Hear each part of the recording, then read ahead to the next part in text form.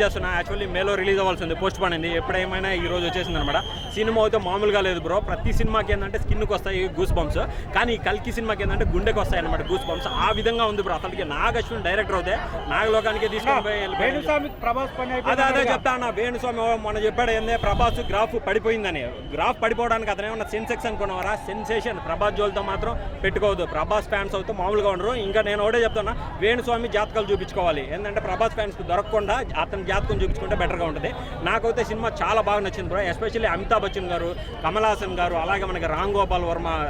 అలాగే రాజమౌళి గారు అందరూ ఉన్నారు బ్రో సినిమా అయితే చాలా చాలా బాగుంటుంది ఫస్ట్ హాఫ్ కొంచెం స్లో అనిపించింది అనమాట సెకండ్ హాఫ్ నుంచి ఉంటుంది బ్రో కథ వేరే లెవెల్ ఉంటుంది మహాభారతం ప్రిఫరెన్స్ తీసుకున్నారు అసలు ప్రభాస్ ముందే కట్అవుట్ ఆ కట్అవుట్కి ఆ కర్ణుడి పాత్రలో బాణం వదులుతూ ఉంటే గుద్దుకుంటుంది అనమాట ఆ విధంగా ఉంది బ్రో అది విజువల్ వండర్స్ అని చెప్పొచ్చు అనమాట అసలు హాలీవుడ్ వాళ్ళు కానీ ఈ సినిమా చూసి నేర్చుకోవాలి బ్రో ఆ విధమైన టెక్నాలజీ యూజ్ చేశారు ఈ సినిమాలో అయితే నాకైతే చాలా చాలా బాగా బెటర్ అనిపించింది అనమాట బాహుబలి 1 ఎంత హిట్ అయింది ఇది కానీ అంత హిట్ అయింది బాహుబలి 2 కోసం ఎంత వెయిట్ చేశారో కల్కి 2 కోసం కానీ అంత వెయిట్ చేస్తారనమాట మనకి ఏంటంటే సస్పెన్స్గా ఉంది విజయ్ దేవరకొండ గారు ఉన్నారు